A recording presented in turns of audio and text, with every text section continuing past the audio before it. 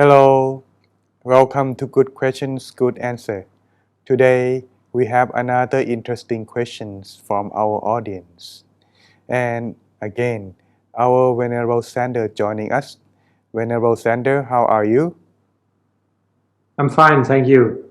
Thank you very much for Nice to joining us. nice to be joining here again, and nice for having me. Thank you for having me. So what time is it over there? Is it In the lunchtime or after afternoon, lunch? Afternoon already? Oh, that's yes, good. That means I get you at the right time. Maybe I should use this time to call you now. Well, right. I hope you are doing well over there. And well, which brought me to the questions today, since the COVID-19 has struck, and so this thing bring them very fear and worries because there are many cases that been separate because of the infection. Here, the question today is when such thing happen in our life, how we can control our emotions and get our mind right on track so that way we don't have to be suffer with our own thoughts and emotion like this. Yes, as we have talked in the previous sessions about how to deal with fear, that is very important that we understand fear and how to deal with it. Mm-hmm. Mm-hmm. Now, when we talk about emotions, whether it's any emotion that is making us suffer, we can notice that it always comes from similar roots. And this in Buddhism we call the unwholesome roots. So Ah. there is the unwholesome root of greed, there's the unwholesome root of hatred or anger, and then there is the unwholesome root of delusion. Ah. And whatever emotions we are experiencing that make us suffer, it always comes down from these three. I see. And we can think of any goodness as a way to deal with these negative illnesses or negative emotions in our mind. Mm. And the opposite is also true, that these negative emotions, they are making us less strong in our good character. So it really depends on what you spend your attention, what you tend to most. It's not easy to talk about these things because we feel that this is really very strong in our lives. We cannot avoid it. Suffering, grief, anxiety, loss. We almost feel like we should be suffering because of our loved ones. We should be grieving for them. We feel like that because if we do not, then what kind of person are we, or something like that, right? Yeah. So that is something that is very strongly felt. But on the other hand, we cannot really help our loved ones if we ourselves are suffering so much. Our suffering doesn't really help them at all. So we come back to the same question: well, how do we deal with all that loss and grief and anxiety? Well, the question is then asked, and then the answer is then we first have to think about every emotion starts with thought, start with a pattern of thinking and feeling. Mm-hmm. So if we deal with that pattern in the right way, we can overcome it. Our mind is like a garden. It depends on what plant we pay most attention to. So if we focus on the positive plants, then our negative plants will have less room to grow. Sometimes we can talk about grief for hours with our therapist or with our friends. That is sometimes good, but it doesn't solve the entire problem. Sometimes we also need to have something positive to focus on, the good deeds we can do, the help we can offer to other people. Yes.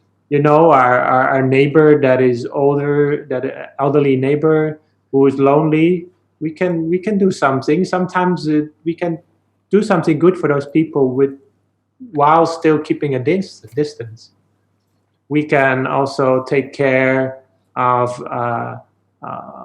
the people by telephone, by calling the people, encouraging them.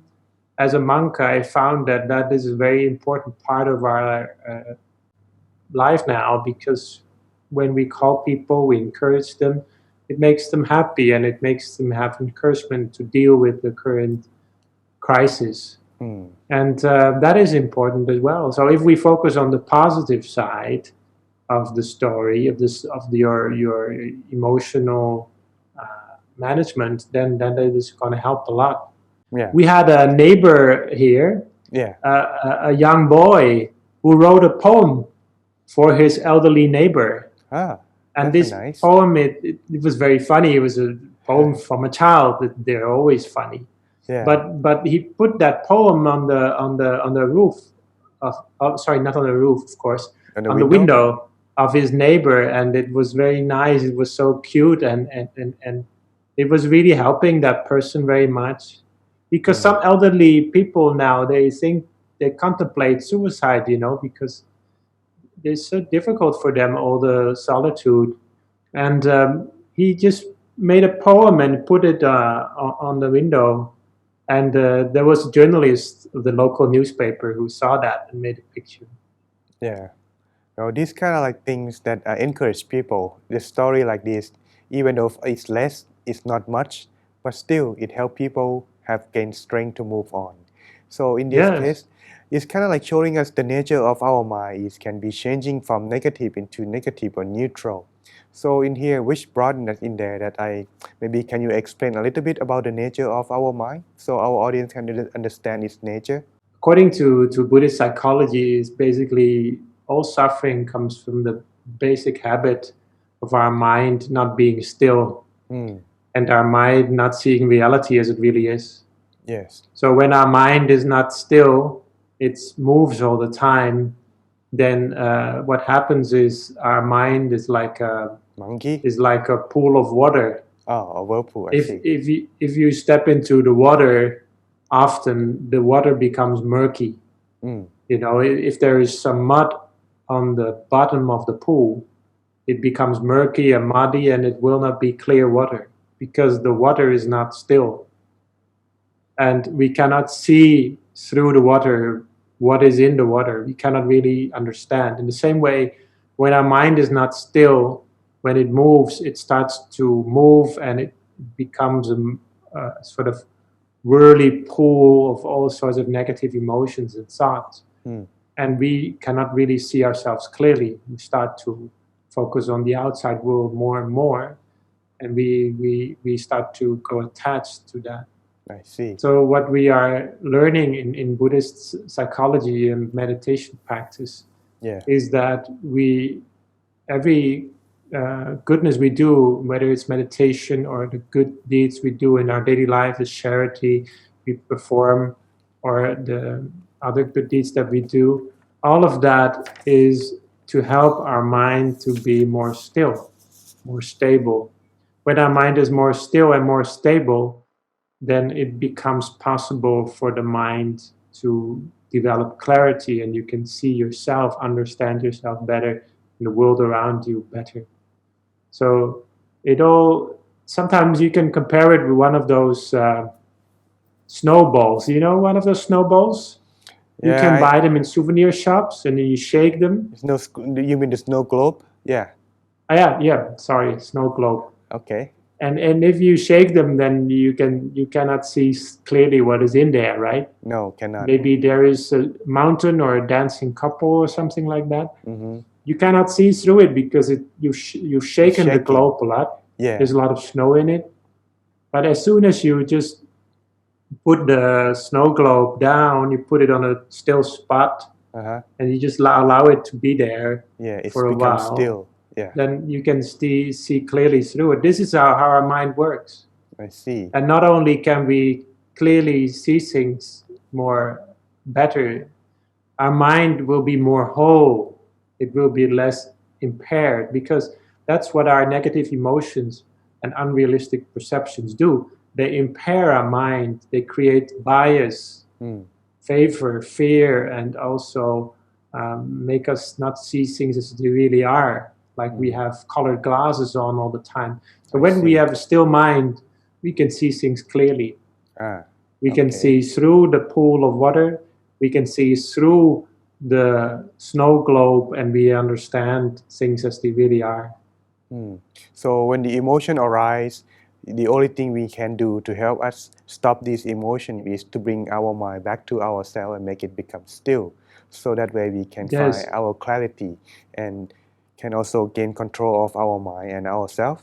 So that's a good way. yes, and That's a good one. every good deed in Buddhism, Oh, okay. it, Do tell, it, please. it finally all comes down that you help yourself as well Mm. to develop more clarity of mind and develop good character, which helps us to overcome and outgrow all of these negative emotions and unrealistic perceptions. Okay, so there's any way can do good deeds, and can you clarify what is good, what is not good, and how to do that? So, as I already mentioned, there is the unwholesome roots, right? Mm-hmm. Greed, hatred, delusion. Sometimes we really want something and it doesn't really help us, or we want someone, Mm-hmm. person. In this context, it sometimes also can mean you really miss somebody. This is also a form of you really want something that you cannot have and it's making you suffer. Mm.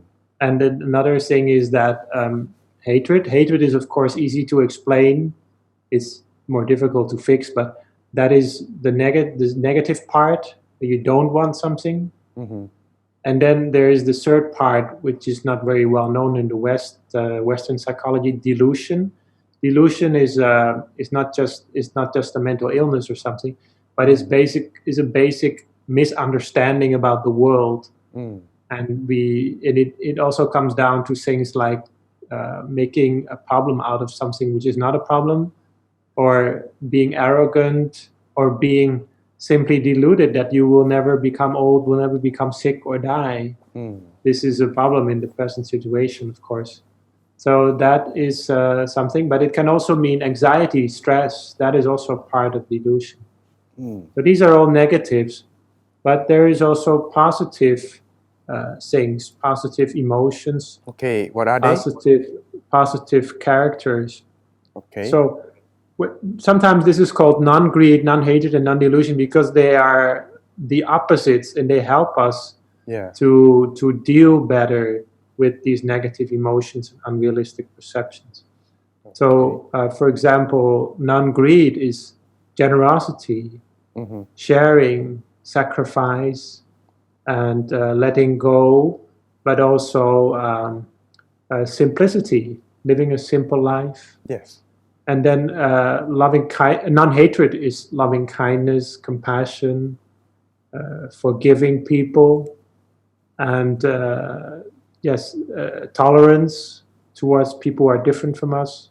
Mm. And the opposites of delusion, non-delusion, is wisdom, intelligence, Mm-hmm. understanding things better, and also getting the right end of the stick, understanding how to fix a situation in the proper way. Mm. These are all examples of how we can develop opposites. We can develop a good way to deal with all that. So instead of if we are grieving for somebody who we lost, instead of only grieving or suffering and focusing on that emotion, which is sometimes called emotion focused coping, right? Mm-hmm. It's also possible to deal with the grief at its roots by looking at it and really understanding that it's not helping us at all. Mm-hmm. And when we are aware that it's not helping us, then we can develop something positive. Focus on generosity, focus on kindness, focus on positive attitudes. Mm. I think that recall that one story of the lady Visakha. It's not exactly about doing good, but that's a story about letting go. Ah. Visakha was one of the main supporters of Buddhism. She was grieving because of one of her relatives had passed away. And then the Buddha asked her the question, will you suffer like this every time a relative of you will pass away? Because she had many relatives, she had a very extensive family. Yeah. And then, of course, she didn't know what to answer to that. She suddenly realized that it would be a very strong life of suffering. If she, each time when a relative of hers died, she suffered like this. And so there's eventually the Buddha, he said to her, if every time we grow attached to somebody or we really cherish somebody in our mind, then we also have to accept there is a part of suffering there. I mean, grief, loss, and suffering are part of life. We cannot take them out of the equation. They are part of our lives, and if we have people around us who we love, we should also understand that there is also part of the suffering. There, we cannot always have people next to us. There will always be one day that we have to let go of them. Yeah, we have to be There part. hasn't been someday. a single meter, a single square feet. There has never been any place in the world where there hasn't been somebody who has died there, who's been cremated there or buried there. I mean, if we go back long ago, there will always be, in every single square meter in the world, there will always be somebody who's passed away there. Suffering and death and loss is part of our lives. But it doesn't mean that we have to become very pessimist or something. We just recognize that this is part of life. And then we focus on the positive. And there's also stories about that. Okay, so rather than just try succumb ourselves to the negative emotion, Right. we should keep a space Exactly. for our mind to focus on the positive. That's a good one. Yes. Even in the time of the Buddha, there were stories of people who had to deal with their own negative emotions and finally were able to deal with that, you know. Yeah. And I always like to talk about the story of the novice who built the cave. And there was in the time of the period after the Buddha had already passed away. There was a time when there was a novice, a young monk who was too young to become full monk yet, and he was thinking to leave the monkhood because he wanted to get married, wanted to have a normal life. He was not very inspired by the life of a novice. So his teacher knew that. His teacher knew that he was suffering because he didn't have anything positive to focus on. Then he said to this novice, he was becoming older now, I mean the teacher, maybe it's time for me to retreat to a cave and to practice meditation in that cave, to find happiness there. And then the teacher would give him instructions how to prepare a cave for him to live in. So the novice, he went to this cave and he built a little hut for the monk. And as he was preparing the hut, following the instructions of his teacher, he then also chanted the Buddhist text that he had remembered. And he thought, and he brought his mind to inside to meditate. So he was like he was training his mind as well as he was doing good deeds to prepare the hut for his teacher. And he was thinking about all the goodness that his teacher had done to him, and he was repaying all that goodness. He was doing something back. So he was building these little steps on the cave, so you could easily get in, and make a little door and make a little room. Everything he was making for his teacher. And eventually everything was finished, ready to live in the cave. And then he went back to his teacher, and his teacher said, and he looked at him deeply, and he said to him, you know, novice, before we go to live there together, I want you to spend one night alone, one more night alone in that cave, and think about all the good things that you've done. And so he went back to the cave, and he spent one night, and he had nothing to do anymore. He had prepared everything. But he just would look at all the good things that he had done for his teacher, prepared a room, prepared everything for him. worked very hard. And he, at the same time, when he was working, he had done so in mindfulness. He had always kept his mind, allowed his mind to be in a meditative state. And he had also reflected on the teachings of the Buddha. And he thought about all the good things that he had done. And as he was sitting like that, he was meditating, his mind came to clarity, brightness, and happiness. And it was released. He could release all his negative emotions and thoughts. And he became liberated. He attained enlightenment. Oh. So this is the case that happened shortly after the period of the Buddha. And after that, the teacher, of course, he knew that was going to happen. That the teacher moved in with the novice, and they lived together in the cave and meditated there for many years. And later on, they called that cave, they named it after the novice and the teacher. Wow. So that was a story from the time of ancient Sri Lanka. I see. After the time of the Buddha. I see. So this story may be a bit different from the story we are in right now, okay?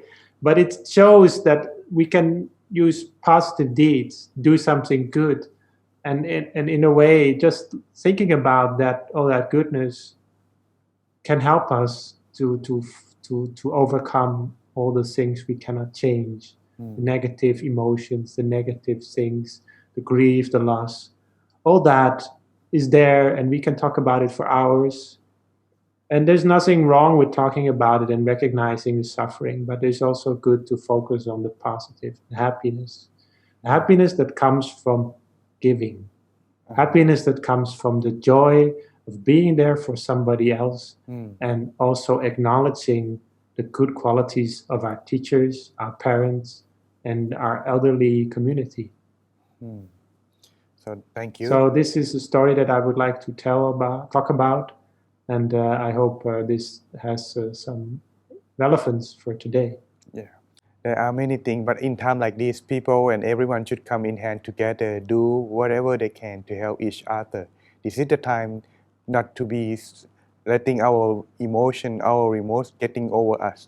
Instead, we should join in hand together, help each other out whenever we can. So when this happens, we can fill our mind with positivity, and that's making ourselves be happy and come back to our energy. Come back to our positive life again. So that way, this is a good approach to begin our life in this time of COVID-19. So I think you have given a lot of opportunity and a lot of wisdom to joining to our audience today. So everyone, rather than letting your emotion getting over you, instead making your mind become accepting of what has been lost and accepting what you have facing right now, and then be still. And then when the mind becomes still, you will find opportunity in a way that can ease your pain and begin yourself again feeling with positivity and happiness. And so everyone, I think this help you solve the riddle in this question today, and I hope to see you again in the next question. Good questions, good answer. Thank you, Venerable Sander. Thank you.